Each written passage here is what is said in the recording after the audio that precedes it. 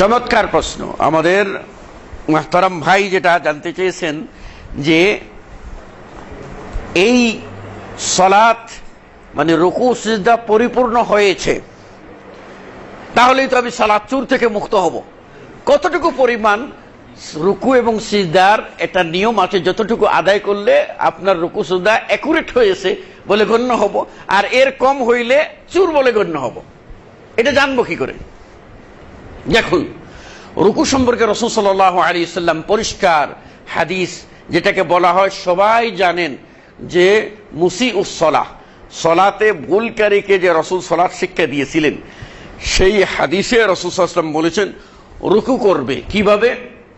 হাত্তা তা'তাদিলা রাকিআন, তুমি রুকুর মধ্যে একেবারে পরিপূর্ণ রুকু করবে, যে তোমার পিঠ এবং তোমার সলব, এটাকে মেরুদণ্ড যেন সোজা হয়। তাহলে মেরুদণ্ড সোজা হয়েছে এতটুকু পরিমাণ, তার কোমর এবং মাথা লেভেল হয়েছে এতটুকু পরিমাণ তাকে যেতে হবে, এই পজিশন। আর তার হাঁটুকে শক্ত করে ধরে এতটুকু পরিমাণ যাবে এবং সিজদার স্থানের দিকে নজর হবে। কয়টা শর্ত? এক নম্বর হলো তাকে হাঁটুতে ধরতে হবে এবং মাথা কোমর সোজা করে করতে হবে, এটা দ্বিতীয় শর্ত। তৃতীয় হলো তার নজরটা সিজদার স্থানের দিকে থাকবে। এই তিনটা শর্ত পূর্ণ হলে আপনার কি হলো? বাহ্যিক তার রুকু হলো। আর এর তাসবিহ সর্বনিম্ন অধিকাংশদের মতে অন্তত 3 তাসবিহ, সুবহান রাব্বিয়াল আযীম 3 বার বলা যায়। এতটুকু সময় পর্যন্ত তাকে রুকুতে স্থির থাকতে হবে, তবেই তার রুকুটা অ্যাকুরেট হবে। এখন আমি আপনাদেরকে একটু বেয়াদবি মাফ করবেন, এখন আমি যদি সালাতটা আদায় করলাম, আদায় করতে গিয়ে আমি রুকুটা করলাম, এই যে আল্লাহু আকবার সামি আল্লাহু লিমান হামিদা, হলো কি? আমার শর্ত প্রথম ছিল আমি হাঁটু ধরবো, এই হাঁটুটা আমি শক্ত করে ধরলাম না, আমার হাঁটুটা শক্ত করে ধরতে হবে। প্রথম শর্ত, হাঁটুটা আমি শক্ত করে ধরবো, এইভাবে না আঙ্গুলগুলি দিয়ে কবজা করে বসে, যেরকম করে কোনো জিনিসকে আমরা 5 আঙ্গুল দিয়ে ধরি সেইভাবে, এইভাবে না।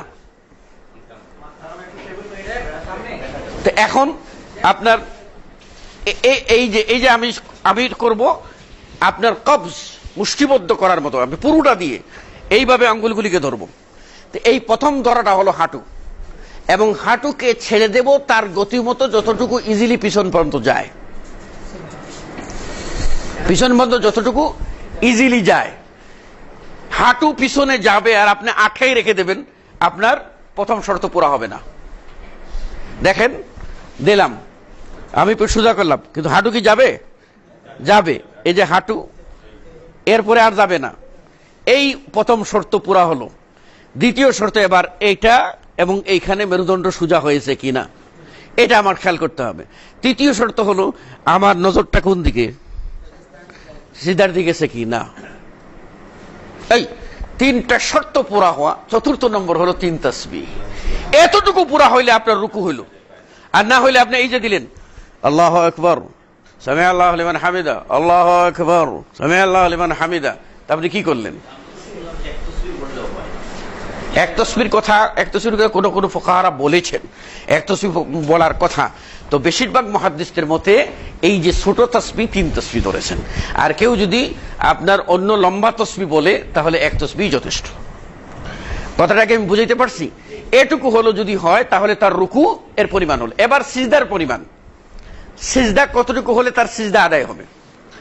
রাসূল সাল্লাল্লাহু আলাইহি ওয়াসাল্লাম সিজদা করতে বলেন, সিজদা করতে নির্দেশ দিয়েছেন 60টি অঙ্গে সিজদা করতে হবে। কয়টা অঙ্গে?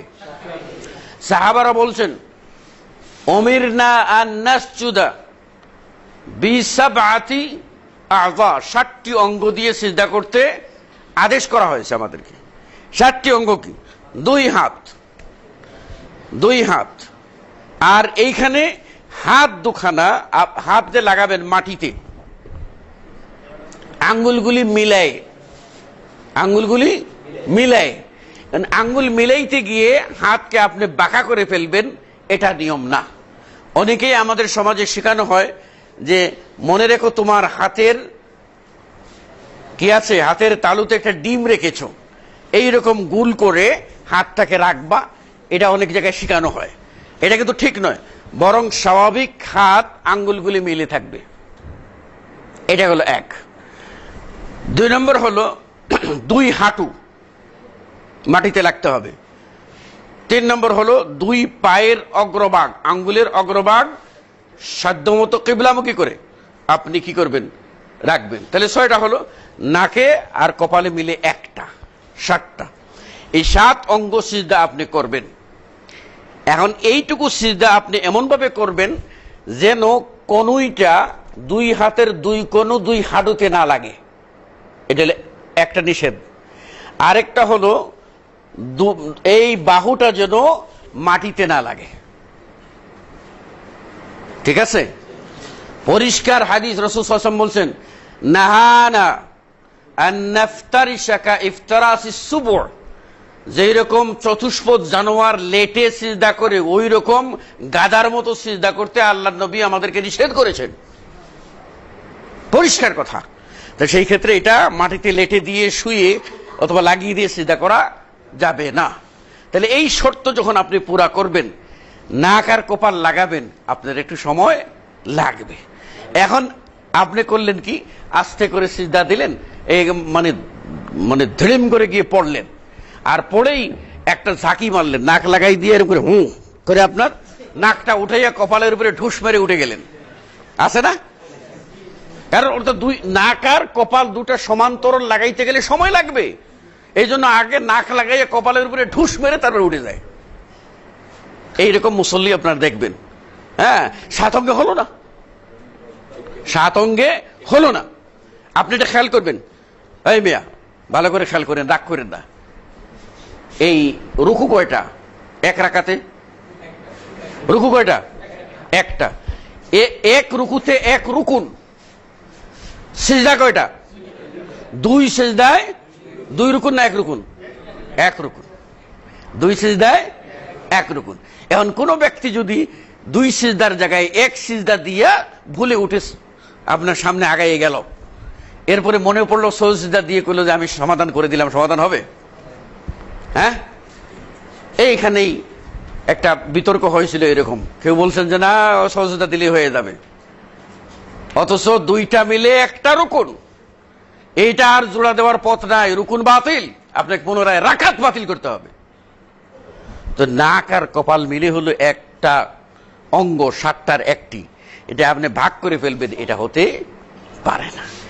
এইভাবে যদি পরিপূর্ণ সিজদা এবং রুকু করেন, তাহলে ওটাই হবে সিজদা এবং রুকু। আর এর কম হয়ে গেলে ওই নামাজ শুরু হয়ে যাবে।